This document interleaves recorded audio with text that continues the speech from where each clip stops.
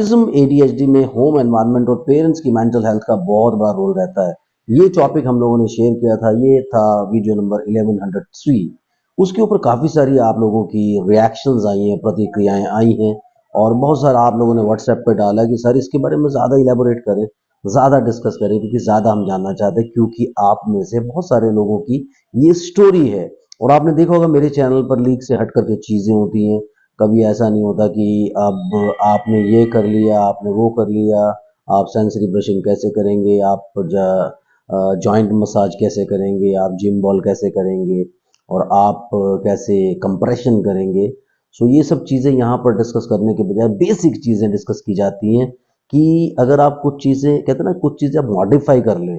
जैसे आप क्या करते हैं कि जब आपका बच्चा, आपको पता लगता है स्क्रीन की वजह से उसने रिग्रेस किया है, तो आप स्क्रीन बंद करते हो ना, तो एकदम से आपको काफ़ी इंप्रूवमेंट देखने को मिलती है। उसके बाद आप अपने थेरेपी प्लान्स के साथ या अपनी जो मेंटोरशिप है उसके साथ आप अपने मेंटोर से अपने प्लान्स लेते हैं, आगे बढ़ते हैं। और कई गधे लोगों को तो मेंटोर वर्ड का मीनिंग भी नहीं पता होता। उन्हें लगता है कि मेंटोर सिर्फ मोटिवेशनल स्पीकर्स होते हैं, तो इस तरह की बातें भी वो लोग करते हैं। लेकिन यहाँ पर क्या होता है, यहाँ पर प्रैक्टिकल चीज़ें होती हैं और वजहें, क्योंकि जब तक आप जानेंगे नहीं कि किस वजह से आपको प्रॉब्लम आ रहा है, आप उसको मॉडिफाई नहीं करेंगे। जब आप मॉडिफाई नहीं करेंगे तो आपके बच्चे के साथ काफ़ी सारी प्रॉब्लम्स बनी ही रहेंगी, क्योंकि आपने जो बेसिक एक प्लेटफॉर्म था उसको तो चेंज किया नहीं ना। तो इसके बारे में बात करेंगे और बात करेंगे, इलेबोरेट करेंगे, ताकि आप लोग इसको समझ पाएँ अच्छे से। आप चैनल को सब्सक्राइब कीजिए, लाइक कीजिए, शेयर कीजिए, पूरी दुनिया में फैला दीजिए। मुझसे कंसल्ट करने के लिए 8168790299 डायल कर सकते हैं। +91 ज़रूर लगाएं अगर आप इंडिया के बाहर से कॉल करने की कोशिश कर रहे हैं।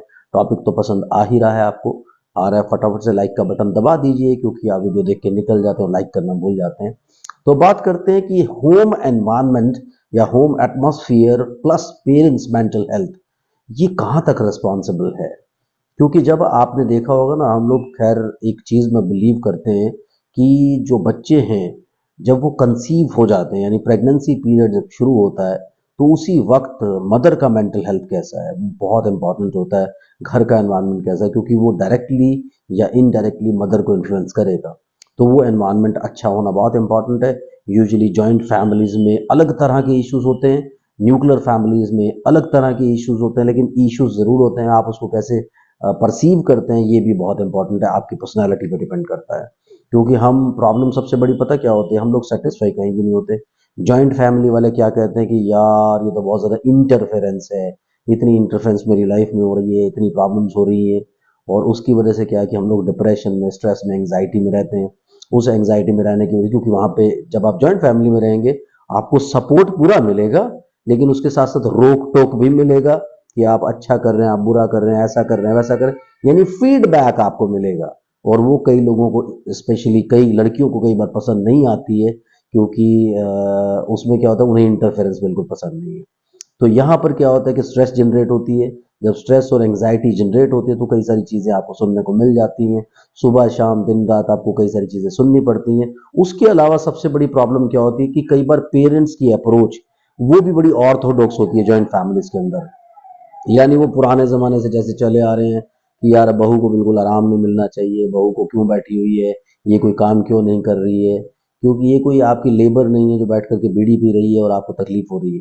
ये सब चीज़ें नहीं होनी चाहिए, क्योंकि वहाँ पर क्या होता है कि उन लोगों की जो थोड़ी सी अप्रोच है वो ऐसी हो जाती है कि यार ये तो रेस्ट कर रही है, ये रेस्ट क्यों कर रही है, ये खुश क्यों है, ये चीज़ क्यों खा रही है, वो चीज़ क्यों खा रही है, ऐसा क्यों कर रही है, वैसा क्यों कर रही है। तो ये चीज़ें भी कई बार बहुत ज़्यादा होती हैं। और कुछ फैमिलीज़ में बड़ी अच्छी अंडरस्टैंडिंग भी होती है कि वहाँ जो पेरेंट्स होते हैं, सास-ससुर होते हैं, जो इन-लॉज़ होते हैं, वो बहुत सपोर्ट करते हैं अपने इन-लॉज़ को। वहाँ एक बड़ा अच्छा एनवायरनमेंट बन जाता है। सो कंसेप्शन के दौरान या प्रेगनेंसी के दौरान आपके घर का माहौल ऐसा होना चाहिए कि कोऑपरेशन होना चाहिए। अगर गर्ल उस दौरान खुश नहीं रहेगी, उसके साथ कई तरह के स्ट्रेस होंगी, तो काफ़ी सारे मेडिकल और साइकोलॉजिकल रीजंस उसके साथ बन सकते हैं। यानी कई बार क्या होता है कि अगर आप एंग्जाइटी में होते हो तो ट्रू मेडिकल रीजंस भी बन जाते हैं कई बार। यानी कई बार ब्लीड हो जाती हैं, क्योंकि हर वक्त वो अपने काम में लगी हुई है और बहुत ज़्यादा स्ट्रेस समटाइम्स आप उसको दे देते हैं, उसको रेस्ट नहीं करवाते हैं और वो सारी की सारी बैलेंस नहीं जनरेट करते हैं। उसके अलावा अननेसेसरली ये मौसम, ये टाइम भी ऐसा होता है जिसमें गर्ल्स बहुत सेंसिटिव होती हैं, तो उन्हें थोड़ी सी सपोर्ट की ज़रूरत होती है। तो एटलीस्ट कोई सपोर्ट करे ना करे, कम से कम अगर हस्बैंड ही सपोर्ट कर दे तो बहुत बड़ी बात हो जाती है। तो वहां पर भी कई बार वो फेलियर्स होते हैं, क्योंकि हस्बैंड फ्रस्ट्रेटेड होते हैं, उनके कान भरे जाते हैं, घर की काफ़ी सारी प्रॉब्लम्स होती हैं, वो आके वाइफ के साथ भी लड़ने झगड़ने की कोशिश करते हैं, वो सारी प्रॉब्लम्स आती हैं। ये होती है जॉइंट फैमिली के साथ कनेक्टेड प्रॉब्लम्स। अब न्यूक्लियर फैमिली की क्या प्रॉब्लम होती है? लड़की बिल्कुल अकेली होती है, पूरा घर उसको मैनेज करना है, मैनेज करने के साथ साथ उसको जो अपनी प्रेगनेंसी है उस पार्ट को भी जीना है। अब उसमें क्या होता है कि बॉयज़ कई बार ये केयर नहीं करते कि उनके पास मतलब ये दोनों ही हैं जिनको ये सब कुछ मैनेज करना। पेरेंट्स बहुत दूर हैं, आप उनको 10 दिन 15 दिन या 1 महीने के लिए बुला लेंगे, इससे ज़्यादा नहीं कर सकते। लेकिन कई बार पूरी प्रेगनेंसी बड़ी ट्रबलसम होती है, लड़कियों को बहुत ज़्यादा वॉमिटिंग की प्रॉब्लम होती है, बहुत ज़्यादा पेन्स की प्रॉब्लम होती है, डिस्कम्फर्ट होते हैं, रात रात भर वो उठ करके बैठ जाती हैं, जाग जाती हैं, एंग्जाइटी में होती हैं। और अगर लड़का, क्योंकि वो लड़का कहता है मैं तो सारा दिन काम किया है, मैं तो थक गया हूँ, मैं अब तुम्हारी हेल्प नहीं कर सकता, तो वो उस दौरान उसको सपोर्ट नहीं देते हैं। सो न्यूक्लियर फैमिली में जो सबसे बड़ी सपोर्ट आप लोगों को बनना चाहिए, म्यूचुअल सपोर्ट बनना चाहिए, एक दूसरे की सपोर्ट बनना चाहिए। अगर आप वो नहीं करेंगे, क्योंकि पेरेंट्स नहीं है आपके पास और आप दोनों ने ही ये डिसीजन लिया है कि आप न्यूक्लियर फैमिली में रहोगे, क्योंकि क्या होता है कई बार जॉब की या ऑक्यूपेशन की वजह से आपको दूर रहना पड़ता है, और कई बार फैमिली डिस्प्यूट्स इतने हो जाते हैं कि आप पहले से ही अलग हो जाते हो। जब आप अलग हो गए तो पेरेंट्स का क्या मतलब उसमें? अब क्या होता है कि आप जो है ना उनकी ड्यूटीज तो उनको रिमाइंड कराते रहते हैं पेरेंट्स को, लेकिन आप अपनी ड्यूटीज देखना भूल जाते हैं, क्योंकि वहां आपने वो जो रास्ता है खुद चुना है, चाहे वो आप ऑक्यूपेशन की वजह से यानी अपने बिजनेस प्रोफेशन या जॉब की वजह से आपको चुनना पड़ा हो, और या फिर आपके लड़ाई झगड़े की वजह से चुनना पड़ा हो। अब दोनों को एक दूसरे की सपोर्ट बनना बहुत इंपॉर्टेंट होता है। अगर लड़के वहां पर सपोर्ट लड़की को नहीं करते, तब भी बहुत सारी प्रॉब्लम्स जनरेट हो जाती हैं। उसके साथ जब क्या होता है कि जब बच्चा पैदा हो गया, पैदा होने के बाद भी वही सारी चीज़ें होती हैं। अगर आप जॉइंट फैमिली में हैं, दादा दादी नाना नानी आपकी हेल्प कर देते हैं काफ़ी हद तक, घर के दूसरे लोग आपकी काफ़ी हेल्प करने की कोशिश करते हैं समटाइम्स क्या होता है। लेकिन एक बड़ी प्रॉब्लम क्या होती है कि रात को तो आपको अपने बच्चे को खुद ही मैनेज करना पड़ता है।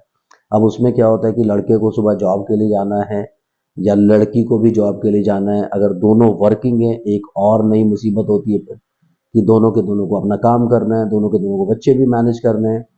तो ये प्रैक्टिकल सिचुएशंस होती है। फिर आप रात को जागते हो, क्योंकि बच्चा कभी सोएगा, कभी जागेगा, कभी उसे फीड चाहिए, कभी वो उसने टॉयलेट कर दिया, कभी आपका जो डायपर है वो लीक कर गया, कभी डायपर चेंज करना है, कभी कई सारी चीज़ें होती हैं। इतनी सारी चीज़ें आपको मैनेज करनी पड़ती हैं। अब मैं तो खैर इस सब से हम लोग निकल करके आ गए हैं, लेकिन हम जानते हैं कि वो टाइम, क्योंकि मैं खुद भी न्यूक्लियर फैमिली में रहा हूँ, मैं और मेरी वाइफ होते थे और हम लोगों को सारा कुछ मैनेज करना पड़ता था। सुबह मुझे अपने काम पे आना पड़ता था।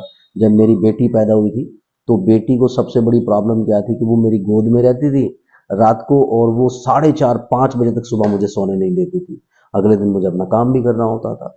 उसके अलावा जो जब बाद में बेटा हुआ 4 साल के बाद, उसका उल्टा प्रॉब्लम, वो अपनी माँ को सोने नहीं देता था। तो हम लोगों ने म्यूचुअली उन सब चीज़ों को मैनेज किया, एक दूसरे को सपोर्ट किया, और आज यहाँ पे खड़े हुए हैं और आपकी मेंटल हेल्थ के बारे में बात कर रहे हैं। सो ये सारी की सारी प्रॉब्लम्स, जॉइंट फैमिली के स्ट्रगल्स अलग होते हैं, न्यूक्लियर फैमिली के स्ट्रगल अलग होते हैं। करना सबको स्ट्रगल पड़ता है, और ये स्ट्रगल की ही जॉब है। बच्चे ग्रूम करना इतना आसान नहीं होता, तो ये आपको समझ के ही डिसीजन लेना चाहिए। जब आपने डिसीजन ले लिया, आपके घर में बच्चे आ गए हैं, तो उसे पॉजिटिवली एक्सेप्ट करके आपको आगे बढ़ना चाहिए। जब उनके सामने हमारी फ्रस्ट्रेशंस की वजह से लड़ाइयाँ झगड़े कॉन्फ्लिक्ट्स होते हैं, तो ये बच्चे क्या करते हैं, विड्रॉ करने लगते हैं। जब ये विड्रॉ करने लगते हैं तो एक साइकोलॉजिकल विड्रॉल आता है। सम टाइम्स हमें ऐसा लगता है कि स्क्रीन की वजह से, क्योंकि प्री डिस्पोजिंग फैक्टर होता है, यानी पहले से ये फैक्टर होता है, लेकिन जैसे स्क्रीन इंट्रोड्यूस होता है तो बच्चे को एक सेफ रूट मिल जाता है, छोड़ो यार ये ज़्यादा अच्छा है, अगर मैं यहाँ पे बिजी रहता हूँ मुझे इन पे कॉन्सेंट्रेट करने की जरूरत नहीं पड़ती। तो वो रूट ढूंढ लेता है कि यस यार स्क्रीन बढ़िया है, तो फिर एक विलफुल विड्रॉल आ जाता है। विलफुल विड्रॉल आने से क्या होता है कि आप लाख कोशिशें करते रहते हो, क्योंकि आप थेरेपी तो सारी की सारी ऑटिज्म से रिलेटेड कर रहे हो, एक्सरसाइजेज आपको सारी वही मिल रही हैं, जबकि काउंसलिंग की ज़रूरत आपको भी है और आपके बच्चे को भी है। तो जब आप इन सब चीज़ों को समझे बगैर सिर्फ और सिर्फ एक्टिविटीज़ करते चले जाते हैं, एक्टिविटीज़ आप ज़रूर करो उसको फोकस करने के लिए, लेकिन आपको ये भी ध्यान रखना पड़ेगा कि एनवायरनमेंट वो रिपेयर नहीं कर रहे हैं आप। तो एनवायरनमेंट को रिपेयर करने की कोशिश ज़रूर कीजिए, क्योंकि जब तक आप एनवायरनमेंट रिपेयर नहीं करोगे, शिकायतें मत करते रहो कि मैं तो जी न्यूक्लियर फैमिली में हूँ, अकेले ही ग्रूम करना पड़ता है। उसके बेनिफिट भी तो हैं आपको, यानी पेरेंट्स नहीं बैठे बीच में आपको रोकने के लिए, टोकने के लिए, आप अपनी लाइफ को अपने हिसाब से एंजॉय करते हैं। लेकिन जॉइंट फैमिली में क्या होता है कि आपको रोकने टोकने के लिए पेरेंट्स बैठे हुए हैं वहां पर, लेकिन वो हेल्प कर रहे हैं। अब ये तो आपको चूज करना है कि किस तरह का एनवायरनमेंट आप लेना चाहते हो। समटाइम्स आपके पास चॉइस नहीं होती क्योंकि आप इंडिया के बाहर रह रहे हो या अपने कंट्री के बाहर रह रहे हो, तो उससे क्या प्रॉब्लम होती है कि वो लोग आपको सपोर्ट नहीं कर सकते। वो चाहते हैं आपको सपोर्ट करना, लेकिन वो सपोर्ट नहीं कर सकते। सो वो रूट भी हम लोग ही चुनते हैं क्योंकि वहां की लाइफ बहुत डिफरेंट है, आपको बड़ा मजा आता है वहां रहने में। तो ये सारी की सारी कितने मजे के साथ साथ सजाएं तो मिलेंगी मिलेंगी। तो वो सारी चीजें आपको एम्ब्रेस करनी पड़ेंगी, हंस करके एम्ब्रेस करनी पड़ेंगी, ताकि ये बच्चे जो है एट लीस्ट पेरेंट्स की मेंटल हेल्थ की वजह से या पेरेंट्स के अनड्यू डिस्प्यूट्स की वजह से ये सफर ना करें। तो अगर आप और भी ज्यादा इसके ऊपर डिस्कस करना चाहते हैं जरूर कमेंट सेक्शन में डालिए, ताकि हम लोग आगे इससे ज्यादा डिस्कस कर सकें। Thank you very much, bye bye.